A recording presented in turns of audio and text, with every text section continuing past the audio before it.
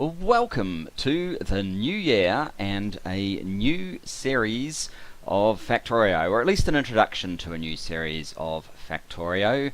We're currently running on version 16.13, which hopefully is stable, as there were some minor issues with version 16.8 to 11. Which, you know, the devs don't promise to have a completely bug-free experience on a new version, so that is fine if you're an early adopter of them. And it's also been a bit unusual to have any form of instability. Anyway, enough of that. I think 13 onwards will probably be pretty stable, so if you're holding back, it's probably a good time to get into it. Talking about our game in particular rather than that, what I am calling this series is, well, Factorio of course, but MSX Modular Gigabase. Now, what does the MSX stand for? Well, if you remember, my last series was SpaceX Extreme, where we ramped up all of the SpaceX settings to the maximum under the mod settings menu and played through that to completion, which is a vastly larger task than a normal SpaceX playthrough, and it was quite fun doing that, or a lot of fun doing that actually, and I learned quite a lot from it. Now, so the SX basically stands for SpaceX Extreme because that's our base point for a Gigabase now. The M stands for Marathon.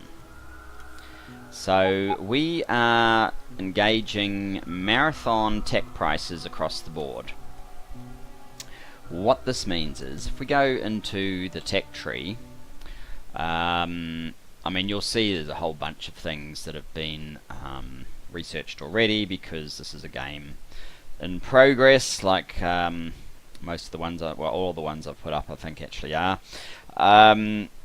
Which is something we'll also come back to discuss. But the very first tech that most people do is automation. Instead of 10, it is 40, because marathon settings multiply all the tech costs by 4.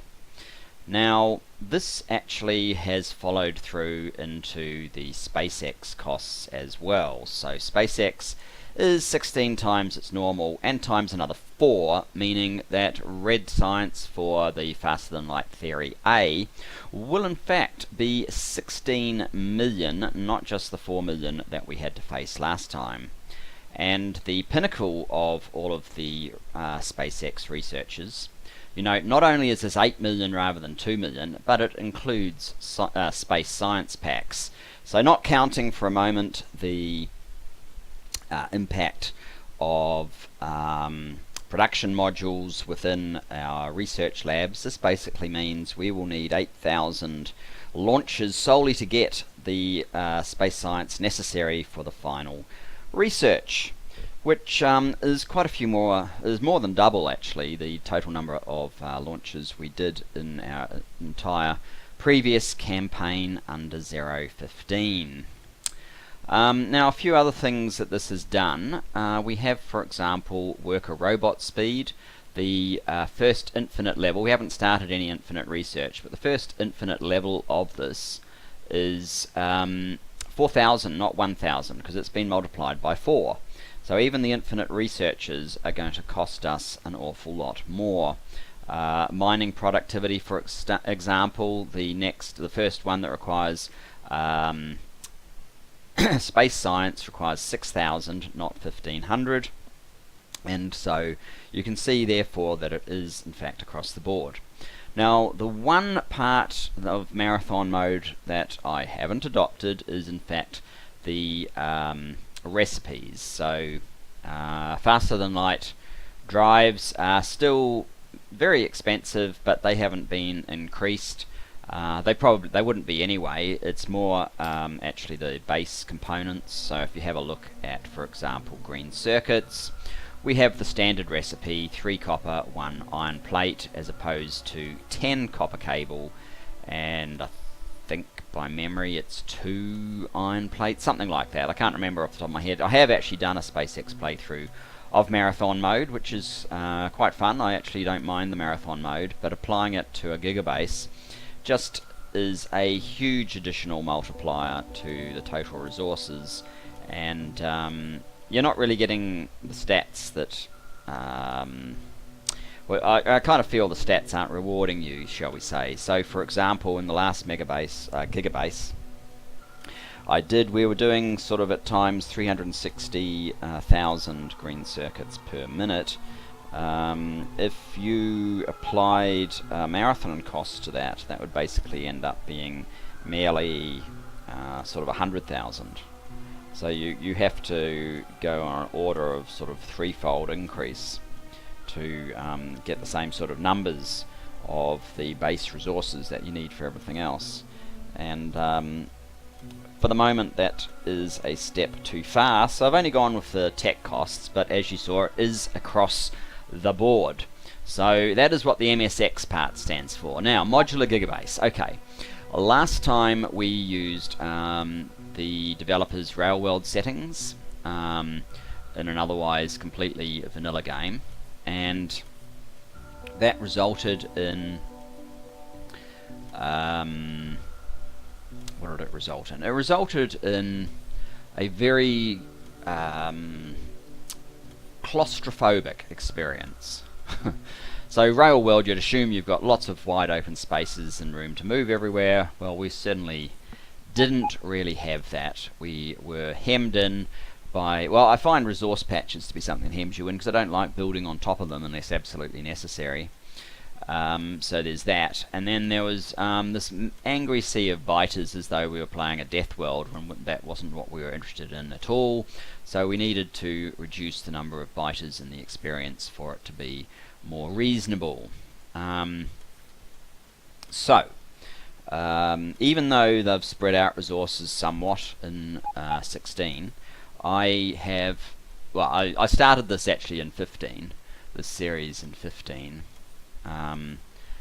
And I used RSO. So if we scroll out a bit to say there, which is the last level that you can actually see resource patches, this is where we started. And I've been deliberately burning through resource patches in this sort of interior area to make way, really. So even on these RSO settings, I am finding that resources are somewhat in the way, but not nearly as badly as they were under version 15 Railworld. So, I mean, this was originally set up under version 15, which is probably why there's no cliffs in any of this near area. I don't know how bad cliffs will be once we get further out, but that's fine because we have the cliffs explosive tech to deal with that, so that shouldn't be a problem. What's going on here? That's interesting. We will deal with that in due course. So yes, we're using RSO. We've actually spread things out more than RSO by default, and we have reduced the biters more than RSO does by default, because I don't want to spend hours killing biters. But I mean, as you can see, they're clearly there. This is just a little, I mean, there are biters all through here, it's just they're in this sort of quantity, not an angry red mess at this level that needs nukes. In fact, I haven't even built a nuke in this. I've been using cluster grenades more, because that's been an adequate way of dealing with it.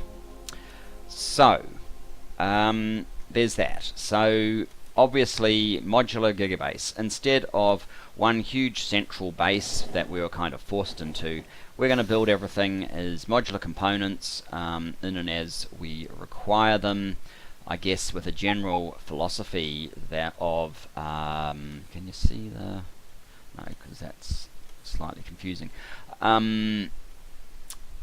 with a general philosophy of the ore processing on the outside, and hopefully the accessing of the ore to be sort of from out rather than in, although at the moment it's all from in to clear out the ore. But in modular lumps, so not even one centralized smelting, because I think that just creates personally I think that just creates too much congestion, so we don't want to do that to help alleviate the congestion. And in fact we may even completely separate out the train network delivering ore to these smelters relative to the train network that does all the internal workings. So that gives us a very different base from last time, which was predominantly a huge centralized base using smart smelting that was taxed to its limits, and a huge number of bots. Obviously we'll be still using a huge number of bots, but they'll be separated out into these little modular groups. Now what else is different? Well, I have been working on a new mod which has come about because what I have attempted to do here is create a system whereby well, let's come in here for example. So this is green circuits. This is our first, well, these three are our first stack of green circuits, and it's the same general design that I was using in the earlier Gigabase, except with the exception that the supply of resources to it are by demand rather than by pre-programmed trains. So the traditional route would be, for example, here's a copper train. You would say, well, set up copper trains to come in here, and they would come in, they would empty, they would go back to a copper smelting area such as this one. They would wait in the queue until they can fill up. They would fill up and they would come back out, and they would come back down around and come back in again. And you're locked in with that until you realize that the factory needs to be adjusted, and then you'd have to go in and change all the schedules and so on and so forth. Well, instead of doing that, what I have attempted to set up is a system whereby, based on the volume of, for example, copper that there is in this stop, we call trains to the stop. And if this, say for example, if green circuits is high in demand, there'll be lots of trains coming through, and therefore we'll call more. And if green circuits gets filled up and we don't need quite so many, then fewer trains obviously will come. And also we will be calling the very next train that's available, not the one that's just left and is waiting to refuel. So because of that, we should need less trains actually within these modules and waiting in stackers, perhaps. Although green circuits is perhaps a bad example, because we really want trains to constantly be around green circuits to keep the numbers up. And so I mean, I guess something that's a better example would be this one. For actually, what are these trains? There's lots of copper there, that's interesting. This one, for example, the red circuits, where you don't use resources quite so quickly, so potentially there's less need for stackers there. Although I've built, because I was trying various designs to try and achieve this sort of throughput effect. Some required lots of stackers here, some or what we're settling on ultimately didn't. But the idea is fine and good, and I've actually got it to quite a refined point at this stage. But my first rendition of it was to do it completely by combinators, which is quite complex, but working. Iron is actually running completely on a combinator based system. There's like a pre-iron come here please set, and then completely by remote they'll feed into any one of these three. On empty they'll go back to the iron smelting, which is over here, and they will fill up and wait in this sort of double length stacker until called. Now the users of the iron currently are steel, the make anything factory, which is this one here. Nuclear needs iron, and of course we need iron and copper. Now obviously there's going to be even more once we have science set up and rockets launching, and various expensive SpaceX components being built as well in due course. So we're still quite some time away from all of that though. We've only just started doing modules. In fact, that's production modules. We need to set up speed modules before we can get this thing revved up to the size that it needs to be. But coming back to this, so there's these multiple locations that iron is almost constantly required over here, and in fact this is supposedly set up so that all 4 of these will get filled up. There should be another iron coming, but there's not, and there's probably a good reason for that, which I'll come back to. It's one of the failings of the combinator based system, because when you have these multiple stops and you have one that is constantly on as opposed to several that are just occasionally on, if you just had several that are occasionally on, it would work quite well using combinators alone. But what happens is, for example, we basically, when we get a request through the circuit network, we let one of the iron trains out. It will go to a same name station, so it doesn't really know in advance where it's going, but it has these multiple destinations. If, for example, the one down here is open, it has to be open until an iron train gets here. During that time, this one over here could be open for several of the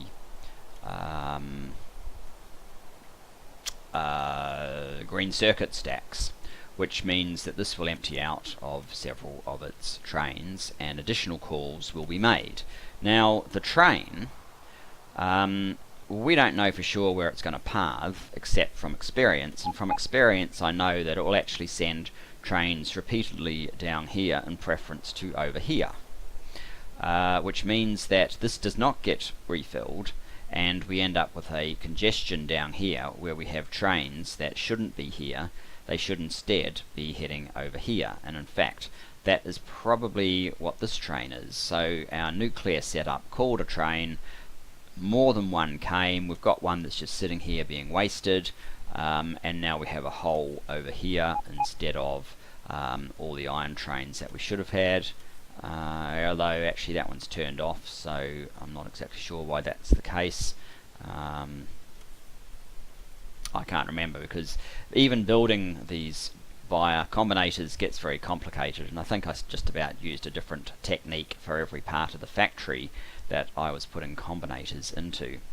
So I basically got to the point where I decided, well, combinators aren't going to work, let's see what we have in the mods. And there are a few things that I looked at. I looked at smart trains.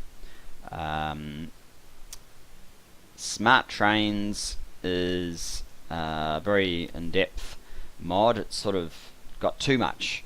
I mean, I want to run this on a Gigabase level. I don't really need baggage, shall we say, with a whole lot of features that we don't need kind of blocking up what we do need.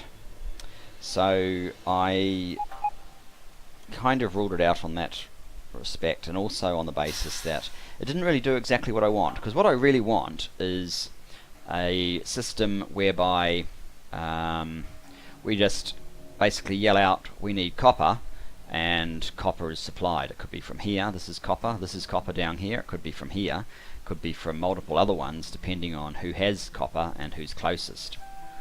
And incidentally, there's no mod that actually does that.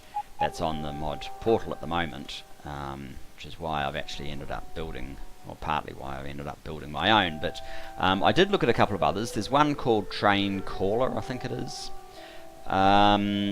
which actually needed a bunch of additional mods employed, because you need to create a, you know how your armor has this grid, you need to create that within the vehicle, the train vehicle, to put a special item into the train vehicle so that you can then use it, and That's all well and good. I mean, I don't like having to do that unless it's absolutely necessary, because it's, again, overhead. But the thing that really killed Train Caller for me was under a lower volume than I currently have handled at the moment, it completely crashed the UPS.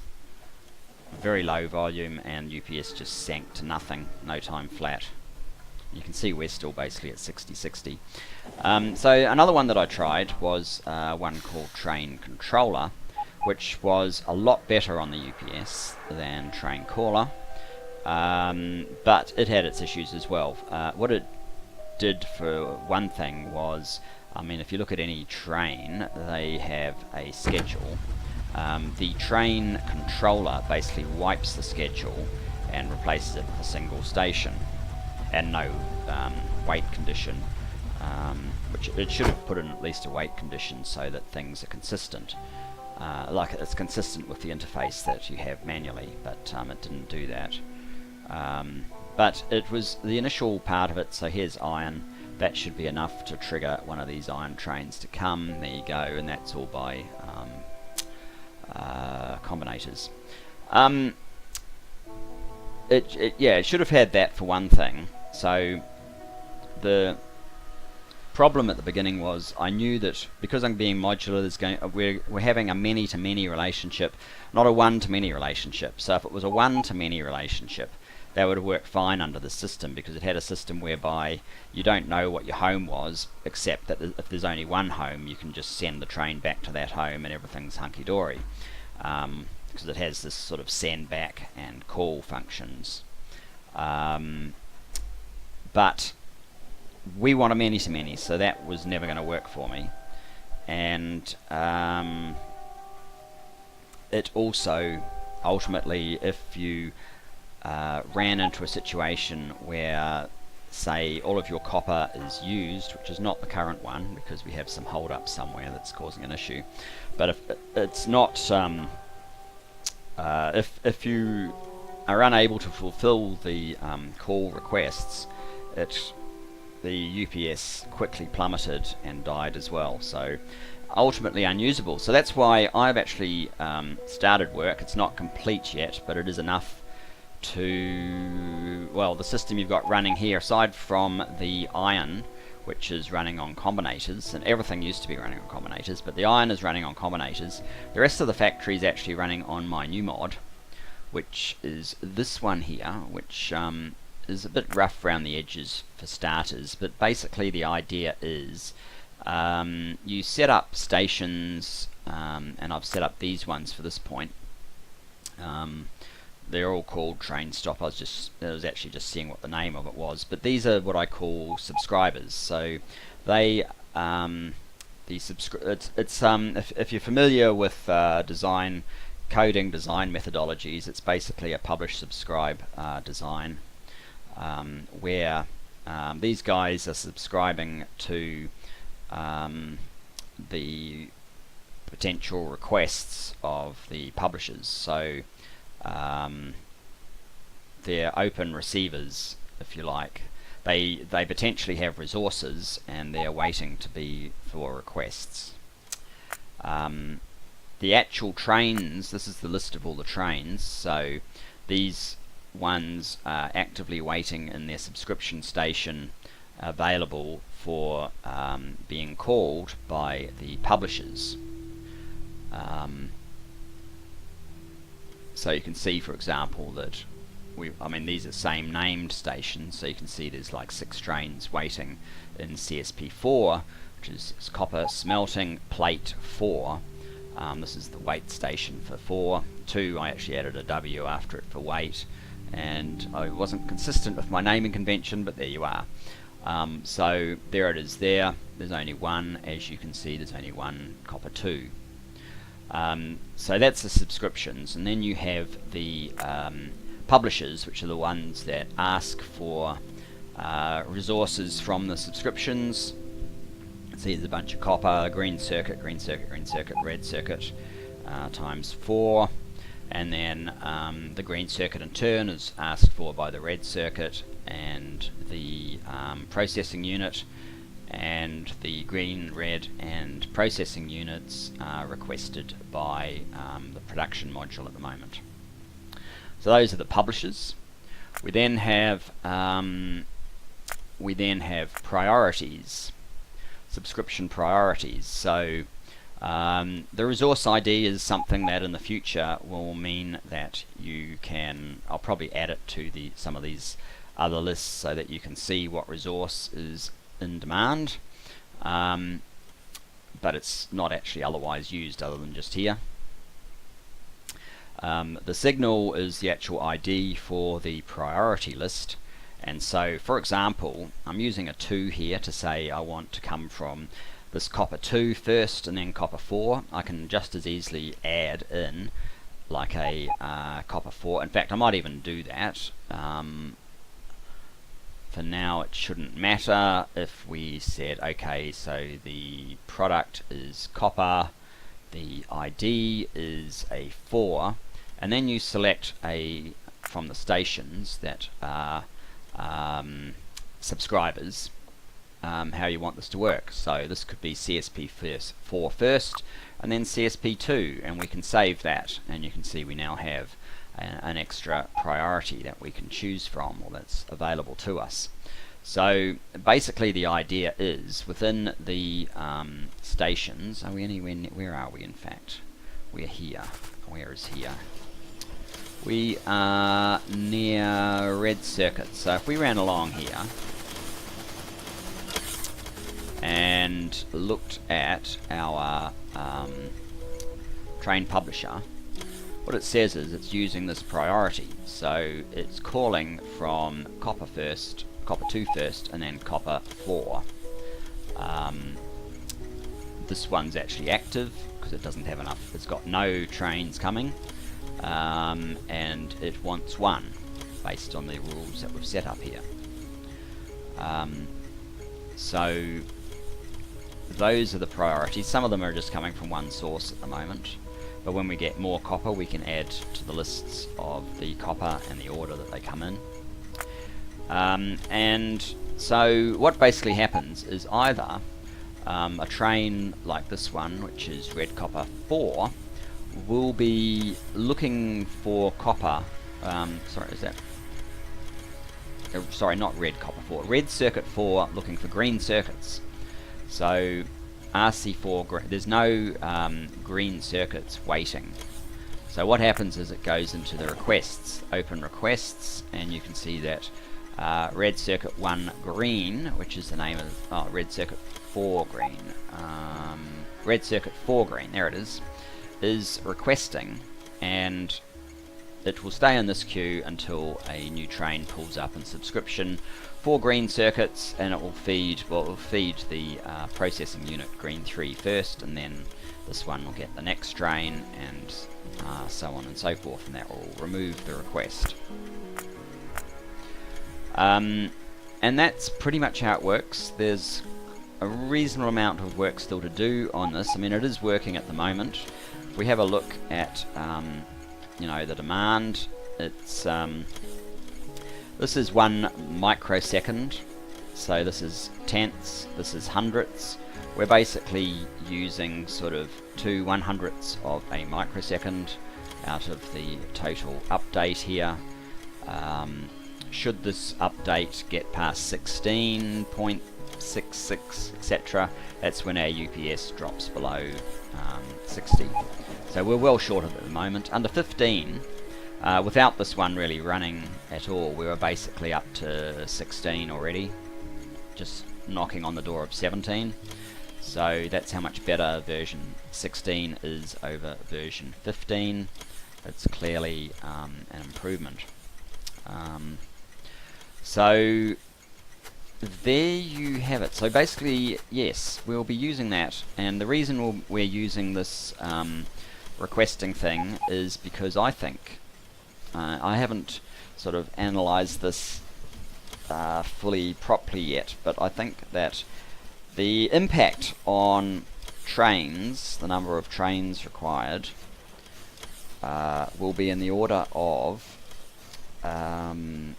20 to 30% reduction in the total number of trains through the network for the same volume of process, just by virtue of having less sitting waiting in stackers and getting the immediate next one prioritized where you need it, plus the flexibility of the factory.